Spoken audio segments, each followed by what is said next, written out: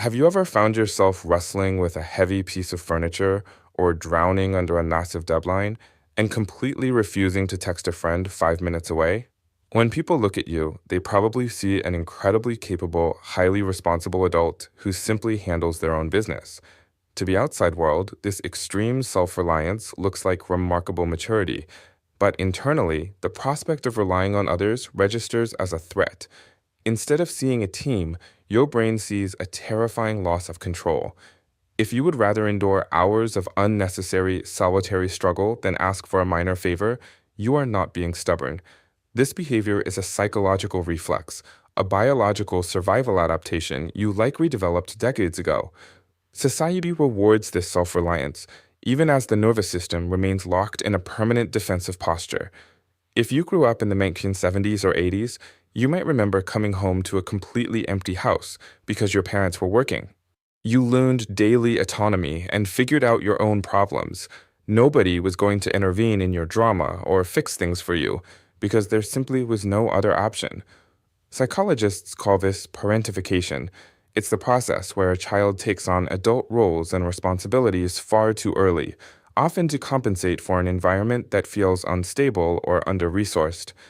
Your independence was coupled with an emotional self-sufficiency that looked like strength but felt like loneliness. You became the person who manages every variable, because when you were young, unpredictability meant danger. For these children, independence was never a conscious choice. It was the only way to maintain safety in a world that felt entirely unpredictable. Those children eventually grew up and entered the workforce, operating today as hyper-productive adults in high-pressure environments. Because early unpredictability meant danger, your brain hardwired a protective rule. You learned to need nobody. You absorbed the lesson that closeness often comes with a price tag. Your nervous system established crisis mode as its default setting.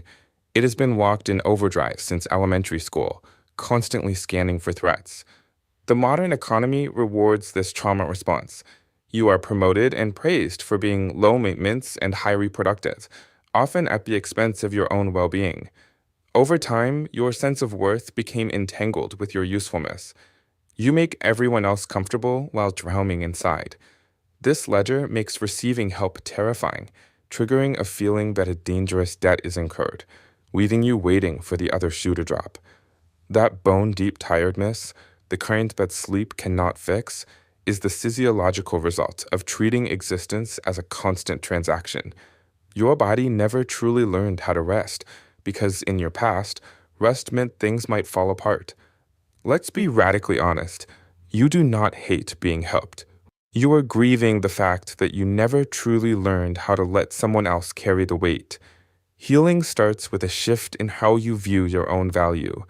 You have to learn that being needed is not the same as being valued. Your value is static. It does not rise when you produce or fall when you rest. Your existence is entirely sufficient, regardless of how well you manage other people's emotions. You are allowed to be a beginner at being taken care of. You are allowed to receive support without having to earn it first. The child's version of you did an incredible, brave job keeping everything together. That they can rest now. You are not forced to run the show anymore.